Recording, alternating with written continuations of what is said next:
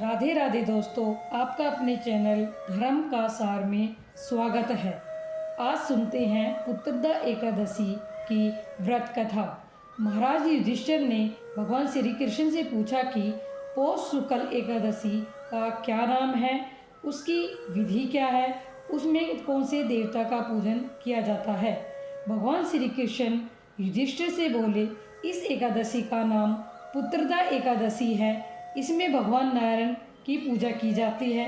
इस चार अचर संसार में पुत्रदा एकादशी के व्रत के समान कोई दूसरा व्रत नहीं है और इस व्रत को करने से जिस इंसान के संतान नहीं है उसको संतान का सुख प्राप्त होता है। इसकी मैं एक कथा कहता हूँ, सो तुम ध्यान पूर्वक सुनो। भद्रावती नामक नगरी में सुकेतुमान नाम का एक राजा राज्य करता था। उसके कोई पुत्र नहीं था। उसकी स्त्री का नाम सव्य था। राजा को भाई, बांधव, धन, हाथी, घोड़े, राज्य और मंत्री, इन सब में से किसी से भी संतोष नहीं होता था।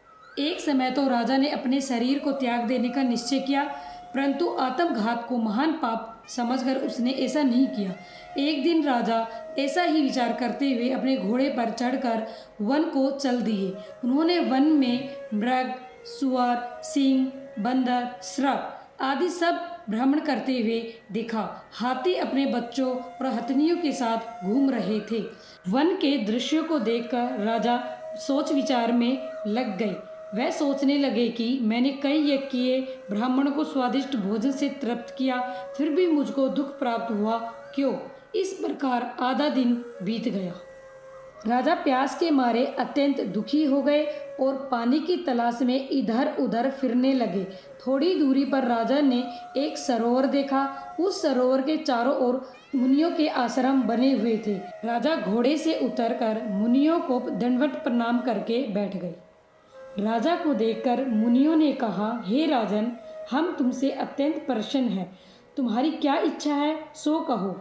राजा ने पूछा, महाराज आप कौन हैं और किस लिए यहाँ आए हैं, कृपा करके हमें बताइए।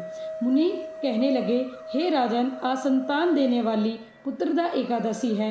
हम लोग विष्णुदेव हैं और इस सरोवर में स्नान करने के लिए आए हैं। सुनकर राजा कहने लगे कि महाराज, मेरे भी कोई संतान नहीं है। यदि आप मुझ पर प्रसन्न है तो एक पुत्र का वरदान मुझे भी दीजिए। मुनि बोले, हे राजन, आज पुत्रदा एकादशी है, आप अवश्य ही इस व्रत को करें। भगवान की कृपा से अवश्य ही आपके घर में पुत्र होगा। मुनि के वचनों को सुनकर राजा ने उसी दिन एकादशी का व्रत किया और द्वादशी को उसका पारण किया। इसके बाद मुनियों को प्रणाम करके राजा महल में वापस आ गए। कुछ दिन बीतने के बाद रानी ने गर्भ धारण किया और 9 महीने के बाद उनके एक पुत्र हुआ। वह राजकुमार अत्यंत सूरवीर, यशस्वी और प्रजापालक हुआ। श्री कृष्ण बोले, हे राजन, पुत्र की प्राप्ति के लिए पुत्रदा एकादशी का व्रत करना चाहिए। जो मनुष्य इस मातम को पढ़ता है, सुनता है, उसे अंत में स्वर्ग की प्राप्ति होती है। ये थी पुत्रदा एकादशी की व्रत कथा। आज के लिए इतना ही। वीडियो को लाइक कीजिए, कमेंट कीजिए, शेयर कीजिए और चैनल को सब्सक्राइब कीजिए। राधे राधे।